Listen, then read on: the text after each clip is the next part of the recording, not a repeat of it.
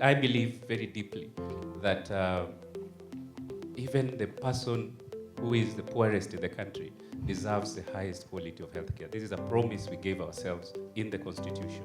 And it is our responsibility to ensure that people have access to quality healthcare.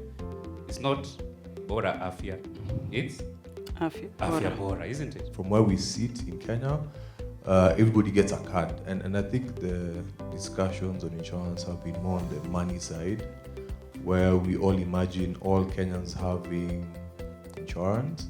But you know what that means? That means more lines. If you've ever gone to hospital and you think the line is longer, then all Kenyans have been waiting to come to Aga Khan and Nairobi. So the line will start getting line from outside. So what we need is a supply side. We need more hospitals, more doctors, more locally manufactured equipment. You know, the investors are talking about, to my friend here about investors. You know, why are they building more hotels and not hospitals? Why don't we have 5-bed hospitals in estates? You know, Aga Khan University Hospital is playing its role by training the doctors, not only at the first level, the MBCHB, but we have been doing the residency program, and now we have very recently started 12, 13 fellowship programs in advanced training as well. Now, what is the idea? The idea is that we have to have enough specialists in all counties of Kenya, so there is no mother who is struggling 25 kilometers from Nairobi for a procedure because of the lack of the specialists.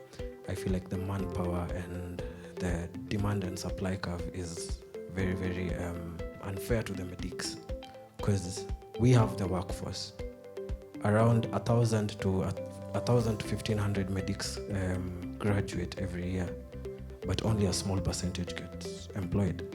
So I, as a Gen Z, I feel like we have to be involved in the conversation, whereby for us to achieve UHC, we need to have doctors on the ground. We need to have nurses on the ground. I want to ask the insurance companies to look at surgery in a different way.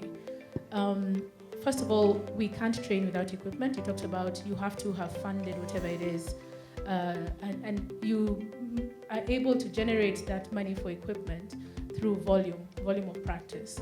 One of the challenges we're having is when the insurance premium or whatever is being paid for that procedure is low, and therefore the patient either delay access to care or they find themselves shopping for care through different levels. And because Kenya is capitalist, you'll always find something at a price, but it normally comes at a price for care. AI is going to reduce the cost of a neurosurgeon by a huge margin.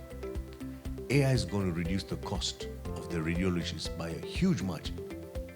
AI is not going to replace doctors, but the doctors that don't use AI are going to be replaced by doctors who use AI.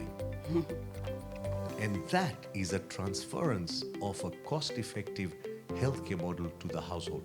It's going to reduce your claims.